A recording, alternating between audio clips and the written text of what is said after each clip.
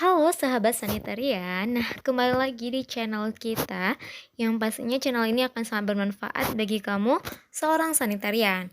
Nah, pada kesempatan kali ini kita akan bahas contoh soal TUKOM kesehatan lingkungan atau sanitasi.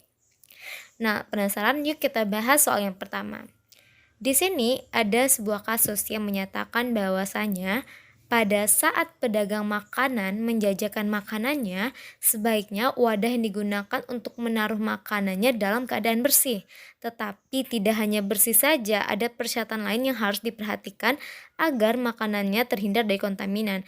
Apa saja hal yang harus diperhatikan tersebut?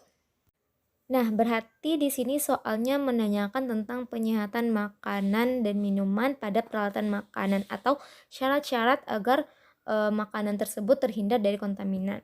Dan di sini di kasus ini kata kuncinya yaitu persyaratan lain yang harus diperhatikan agar makanan terhindar dari kontaminan. Nah, ini harus kita camkan baik-baik.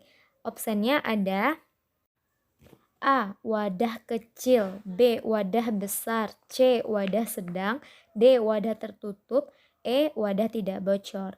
Nah, teman-teman, kembali kita perhatikan lagi bahwasanya salah satu syarat tidak mudah terkontaminasi dengan vektor atau binatang pengganggu. Nah, oleh karena itu, wadah yang kita gunakan harus tertutup sehingga hal ini dapat mengurangi terjadinya kontaminasi dari luar. Jadi jawabannya yaitu D, wadah tertutup. Nah, untuk soal selanjutnya yaitu masih tentang makanan juga. Nah, di sini ada sebuah kasus yang menyatakan bahwasannya seorang sanitarian yang baru bekerja di industri makanan diberi tugas oleh atasannya untuk melakukan pengambilan sampel makan secara kimia. Artinya, makanan tersebut akan diperiksa kandungan kimianya. Bagaimana cara pengambilan sampel makanan tersebut? Nah, kata kunci dari kasus ini yaitu pengambilan sampel makanan secara kimia. Di sini kita harus kembali lagi melihat bagaimana teknik pengambilan sampel makanan yang mana kita akan memeriksa sampel makanan yang mengandung bahan kimia.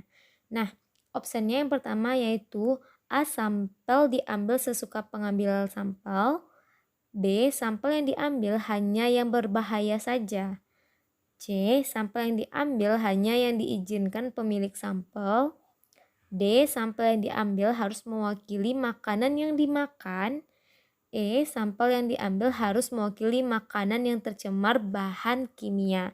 Nah, teman-teman, di sini kita bisa melihat bahwasanya opsi A, B, C itu jawabannya tidak masuk akal karena kita tidak bisa mengambil sampel makanan sesuka hati kita dan mengambil yang bahaya saja atau yang diizinkan pemilik sampel saja. Nah, itu tidak bisa kita lakukan.